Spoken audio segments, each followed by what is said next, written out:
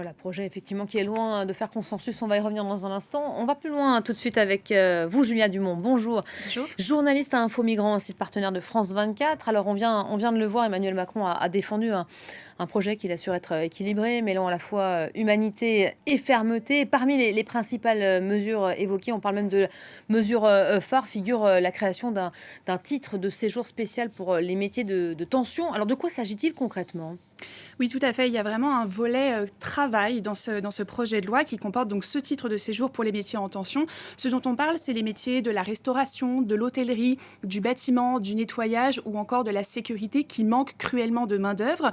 Alors, le gouvernement propose de créer un titre de séjour d'1 an renouvelable pour les personnes qui vivent en France depuis au moins 3 ans et qui peuvent présenter 8 fiches de paye consécutives. Alors, le titre de séjour, en revanche, n'ouvre pas le droit au regroupement familial, mais il permettrait de régulariser de nombreux travailleurs sans papier qui sont employés dans ces secteurs en tension. Le texte prévoit également que la régularisation du travailleur est possible même si son patron n'effectue pas les démarches en ce sens. Alors c'est une mesure qui a d'ores et déjà été soutenue par plusieurs syndicats qui estiment qu'elle va dans le bon sens parce qu'elle mettrait fin à de nombreux cas d'exploitation de personnes, mais elle souligne également un paradoxe qui existe déjà aujourd'hui, à savoir que la personne doit avoir déjà travaillé de manière illégale pendant plusieurs mois pour être régularisée. Ce volet de travail comporte enfin de nouvelles sanctions pour les employeurs qui embaucheraient des sans-papiers, notamment une amende de 4 000 € pour chaque travailleur concerné, et les amendes pourraient être doublées si jamais l'infraction se répétait. Outre ces dispositions importantes, on l'aura compris, sur le travail, le projet de loi prévoit aussi de durcir sa position sur un certain nombre de situations. Lesquelles exactement ? Oui, tout à fait. C'est le côté fermeté de ce projet de loi. Alors, ça concerne notamment la demande d'asile avec une généralisation du juge unique à la Cour nationale du droit d'asile. Donc, c'est la Cour qui statue en appel sur les demandes d'asile que présentent des personnes en France.